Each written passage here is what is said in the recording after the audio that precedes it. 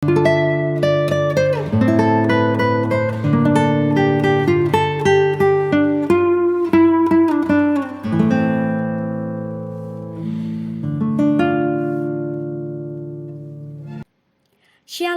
kita jumpa dalam Sapa Sabda yang diambil dari Pedoman Saat Teduh 4B GKI Residen Sudirman, Rabu 16 Februari 2022. Mari kita berdoa. Bapa di dalam surga, kami mengucap syukur untuk kasih setiamu di dalam kehidupan kami. Pada kesempatan pagi hari ini, kami akan bersama-sama membaca dan merenungkan firman-Mu. Tolonglah kami supaya kami dimampukan untuk memahami dan melakukan firman-Mu di dalam kehidupan sehari-hari. Di dalam nama Tuhan Yesus Kristus kami berdoa. Amin. Tema renungan kita pada hari ini adalah hidup dituntun Roh Kudus. Tema renungan kita pada hari ini adalah hidup dituntun Roh Kudus yang diambil dari Roma pasal 8 ayat 1 sampai dengan 11. Roma pasal 8 ayat 1 sampai dengan 11, begini bunyi firman Tuhan. Demikianlah sekarang tidak ada penghukuman bagi mereka yang ada di dalam Kristus Yesus. Roh yang memberi hidup telah memerdekakan kamu dalam Kristus dari hukum dosa dan hukum maut. Sebab apa yang tidak mungkin dilakukan hukum Taurat karena tak berdaya oleh daging, telah dilakukan oleh Allah. Dengan jalan mengutus anaknya sendiri dalam daging, yang serupa dengan daging yang dikuasai dosa karena dosa. Ia telah menjatuhkan hukuman atas dosa di dalam daging, supaya tuntutan hukum Taurat digenapi di dalam kita, yang tidak hidup menurut daging, tetapi menurut Roh. Sebab mereka yang hidup menurut daging memikirkan hal-hal yang dari daging.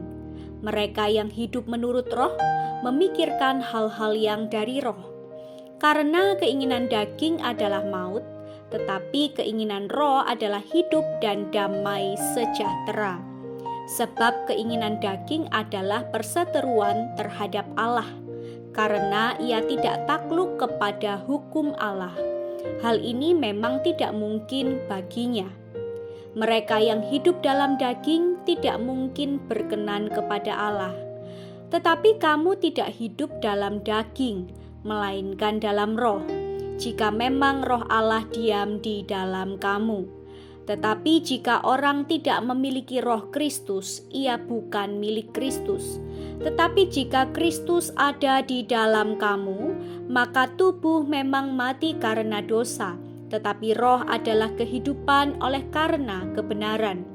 Dan jika roh Dia yang telah membangkitkan Yesus dari antara orang mati diam di dalam kamu, maka Ia yang telah membangkitkan Kristus Yesus dari antara orang mati, Ia akan menghidupkan juga tubuhmu yang fana itu oleh Roh-Nya yang diam di dalam kamu. Demikian jauh pembacaan firman Tuhan pada pagi hari ini. Berbahagialah setiap kita yang membaca, mendengarkan, merenungkan, dan memeliharanya di dalam kehidupan sehari-hari. Amin. Bapak, Ibu, Saudara yang dikasihi oleh Tuhan, kehidupan kita tidak pernah lepas dari kata dituntun, yang dapat diartikan dengan berjalan, memegang, atau menggandeng tangan, atau juga dapat diartikan dibimbing. Misalnya, di masa kecil kita selalu dibimbing oleh orang tua untuk mengenal Kristus.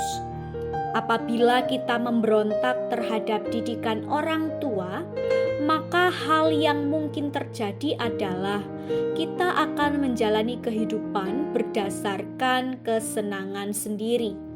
Demikian halnya dalam hidup orang Kristen. Ketika kita sungguh-sungguh mengaku percaya dan menerima Kristus, maka Kristus akan berdiam dalam diri kita dan memberikan Roh Kudus-Nya.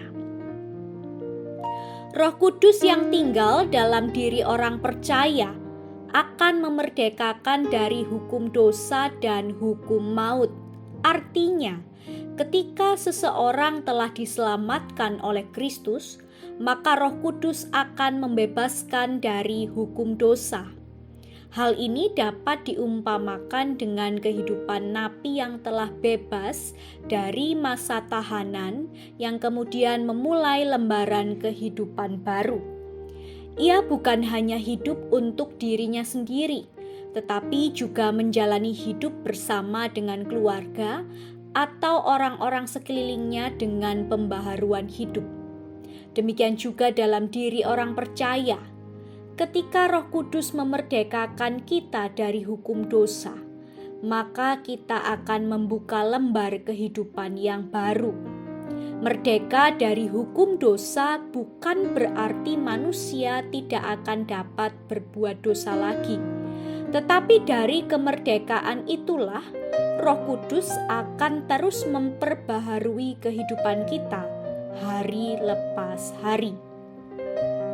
Oleh karena itu, orang percaya perlu belajar untuk hidup menurut Roh seperti yang tertulis dalam Roma pasal 8 ayat yang kelima.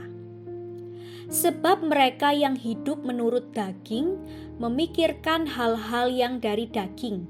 Mereka yang hidup menurut Roh memikirkan hal-hal yang dari Roh. Kata hidup menurut Roh dapat diartikan dengan tunduk pada pimpinan Roh Kudus.